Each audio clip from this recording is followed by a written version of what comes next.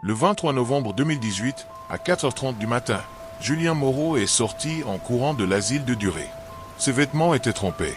Pas de pluie, de sueur froide. Et dans sa poche, son téléphone vibrait sans arrêt. 147 appels manqués. Tous passés pendant qu'il était à l'intérieur. Tous provenant de son propre numéro. Il y a des endroits où les règles normales ne s'appliquent pas. L'asile de Dury dans la Somme est l'un d'eux. Un lieu où la folie a laissé des traces permanentes. Où les cris résonnent encore dans les couloirs vides. Et où certaines portes ne devraient jamais être ouvertes. Je m'appelle Julien Moreau. J'ai 34 ans. Je suis photographe spécialisé dans l'exploration urbaine depuis 8 ans. J'ai visité des dizaines de bâtiments abandonnés à travers l'Europe. Usines, hôtels, hôpitaux. Je documente la décadence, la beauté dans la ruine. C'est mon travail, ma passion.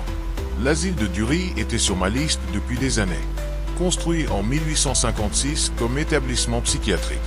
Fermé en 1989 après des scandales concernant les traitements des patients. Abandonné depuis. Le bâtiment est massif. 5 étages. Plus de 300 chambres. Des kilomètres de couloirs. Parfait pour la photographie. J'ai fait mes recherches avant d'y aller. L'asile avait une histoire sombre. Thérapie par électrochoc. Lobotomie. Isolement prolongé. Des milliers de patients étaient morts là-bas au fil des décennies. Certains de maladie. D'autres de négligence.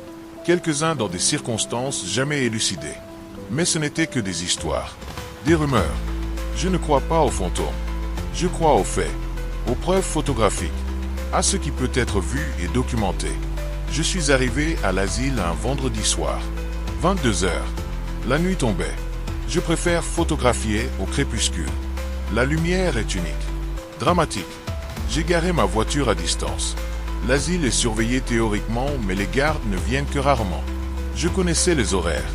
Le bâtiment était encore plus imposant que sur les photos. Façade néoclassique délabrée. Fenêtres brisées. Lierre grimpant sur les murs. J'ai trouvé une entrée au rez-de-chaussée. Une porte de service forcée. Je suis entré. L'intérieur était dans un état de décomposition avancé. Plafonds effondrés par endroits. Graffitis partout. Débris jonchant le sol. Odeur de moisissure et d'eau stagnante. Mon appareil photo était prêt. J'ai commencé à shooter. J'ai exploré le rez-de-chaussée pendant 1 heure. Ancienne salle de consultation. Cuisine industrielle abandonnée. Réfectoire avec des tables encore en place. Les photos étaient excellentes. La lumière de ma torche créait des ombres dramatiques. Vers minuit, je suis monté au premier étage. Les chambres des patients. Petites pièces avec des lits métalliques rouillés encore présents. Porte avec des fenêtres d'observation. Murs capitonnés déchirés. Chaque chambre racontait une histoire de souffrance. J'étais dans la chambre 127 quand j'ai entendu le son. Un bruit d'eau qui coule. Venant du couloir. Je suis sorti. Le son provenait de plus loin. Des toilettes communes au bout du corridor. Je me suis approché. La porte des toilettes était entr'ouverte. L'eau coulait à l'intérieur. Ça n'avait pas de sens.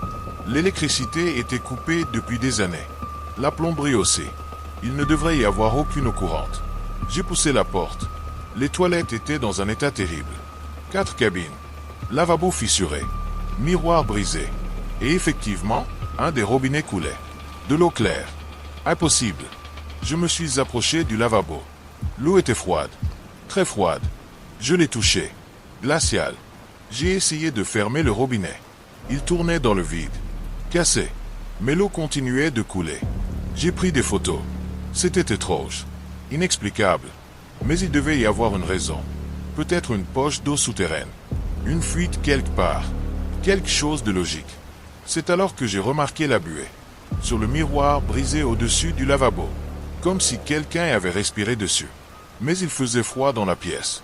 Mon propre souffle ne créait pas de buée. Pourquoi le miroir en avait-il? Je me suis approché.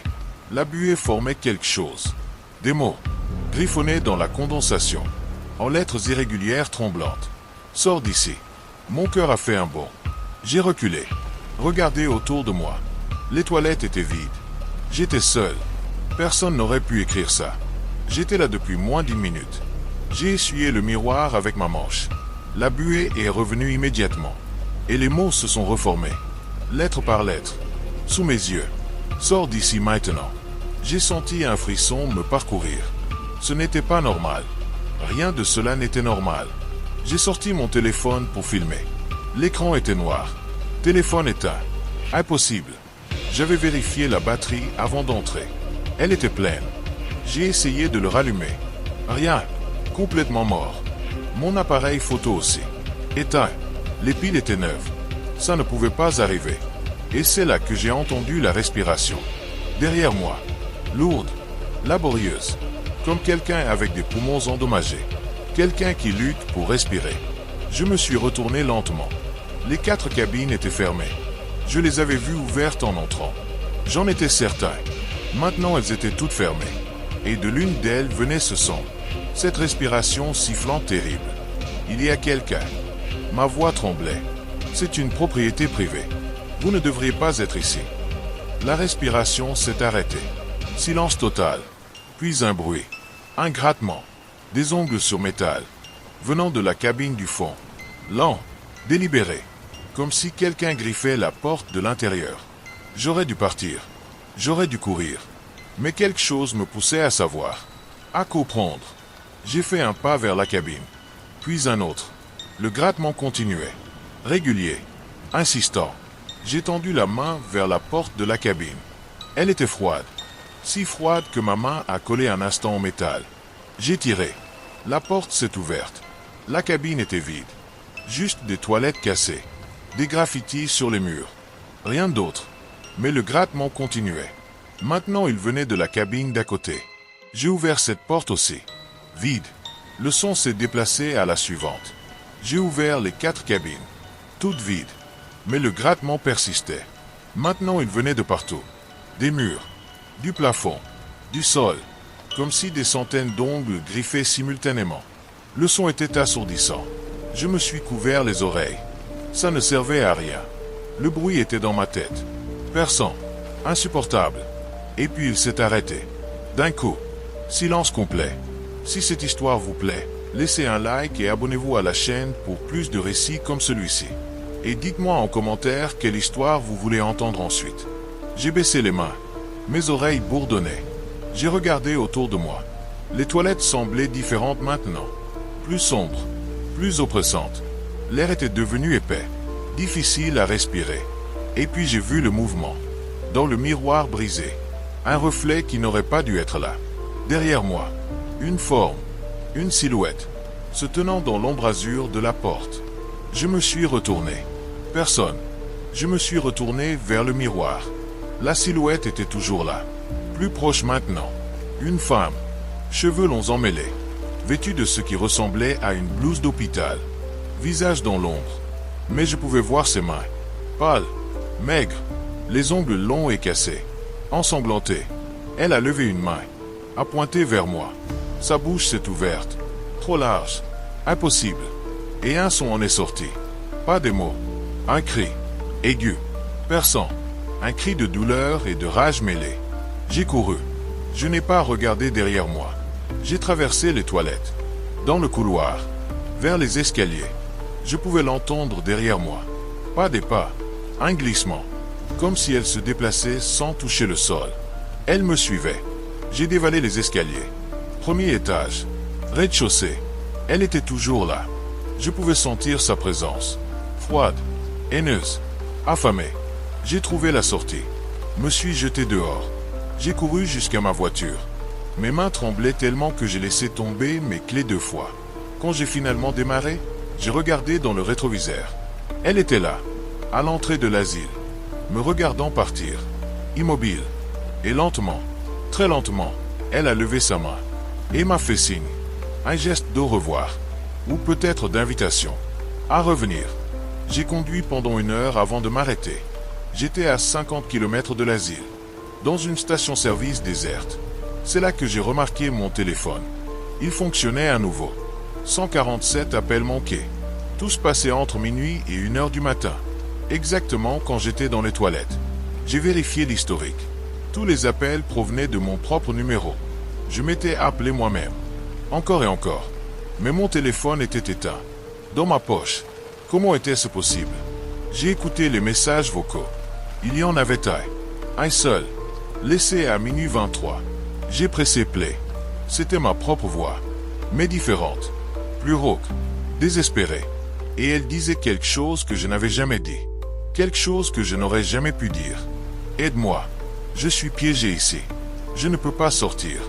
S'il te plaît, aide-moi. Elle ne me laisse pas partir. Le message s'est terminé. J'ai supprimé tout. Tous les appels. Tous les messages. J'ai failli jeter le téléphone. Mais je ne l'ai pas fait. J'aurais dû. Parce que depuis cette nuit, ça continue. Chaque nuit à minuit, je reçois un appel. De mon propre numéro. Je ne réponds jamais. Mais parfois, je peux l'entendre. Même sans répondre. Ma propre voix. Suppliant. Pleurant. Demandant de l'aide. J'ai fait des recherches après coup. Sur l'asile de Durée. Sur les toilettes du premier étage. J'ai trouvé des archives. Des rapports. En 1962, une patiente est morte dans ces toilettes. Son nom était Marie Dutoit. 27 ans. Elle avait été trouvée dans la dernière cabine. Morte depuis plusieurs jours. Elle s'était griffée les bras jusqu'à l'os. Les ongles cassés. Ensanglantée. Selon le rapport, elle avait été laissée là. Oubliée. Pendant presque une semaine. Personne ne l'avait cherchée. Personne ne l'avait entendue crier. Elle était morte seule. Dans le noir. En griffant la porte. Essayant désespérément de sortir. Ceci est mon témoignage réel de ce qui s'est passé à l'asile de Durée. Je n'y suis jamais retourné. Je ne retournerai jamais. Et je ne fais plus de photographie d'exploration urbaine. Parce que j'ai compris quelque chose cette nuit-là. Certains endroits ne sont pas vides. Certains endroits gardent leurs morts. Et certaines portes, une fois ouvertes, ne peuvent jamais être refermées. Marie Dutoit est toujours dans ses toilettes. Toujours en train de gratter. Toujours en train de crier. Toujours en train d'attendre que quelqu'un l'aide. Et maintenant, d'une certaine manière, je suis piégé avec elle. Parce que chaque nuit, je reçois ses appels. Et chaque nuit, j'entends ma propre voix. Suppliant depuis un endroit où je ne suis jamais retourné. Comme si une partie de moi était restée là-bas. Dans ces toilettes. Avec elle. Si vous visitez l'asile de Durée, évitez le premier étage. Évitez les toilettes au bout du couloir. Parce que ce qui attend là-dedans ne veut pas être trouvé. Il veut vous garder. Pour toujours.